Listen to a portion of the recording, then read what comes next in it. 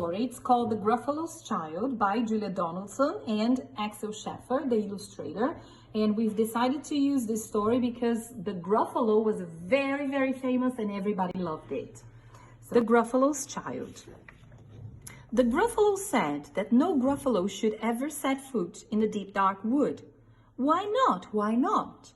Because if you do, the big bad mouse will be after you. I met him once, said the Gruffalo. I met him a long, long time ago. What does he look like, Dad?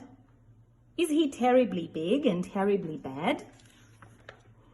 I can't quite remember, the Gruffalo said. Then he thought for a minute and scratched his head. The big bad mouse is terribly strong and his scaly tail is terribly long. His eyes are like pools of terrible fire, and his terrible whiskers are tougher than wire. One snowy night, while the Gruffalo snored, the Gruffalo's child was feeling bored. The Gruffalo's child was feeling brave, so he tiptoed out of the Gruffalo cave. The snow fell fast and the wind blew wild. Into the wood went the Gruffalo's child.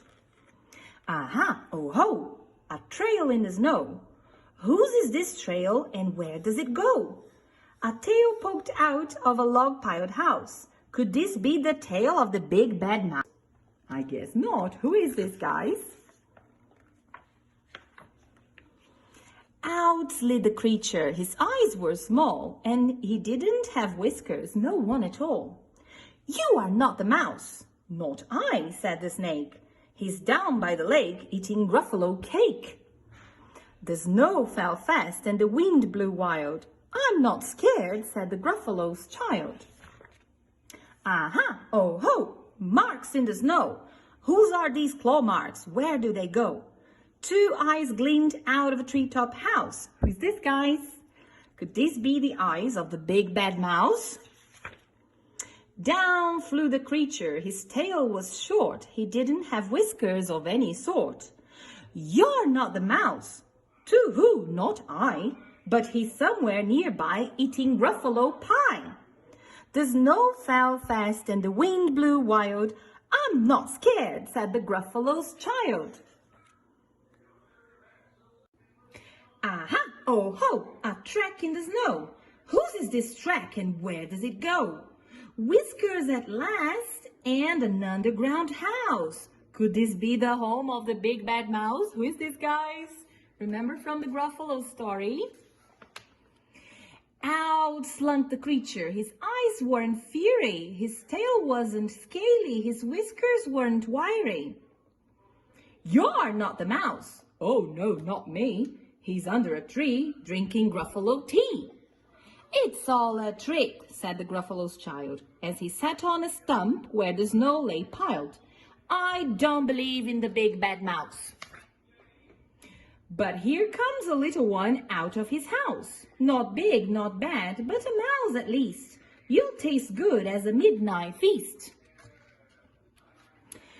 Wait, said the mouse, before you eat. There's a friend of mine you ought to meet. If you let me hop onto a hazel twig, I'll beckon my friend so bad and big. The Gruffalo's child unclenched her fist. The big bad mouse? So he does exist? The mouse hopped into the hazel tree. He beckoned and said, just wait and see.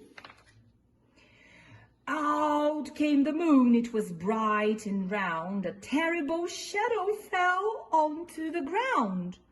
Who's this big creature, so big, bad, and strong? His tails and whiskers are terribly long.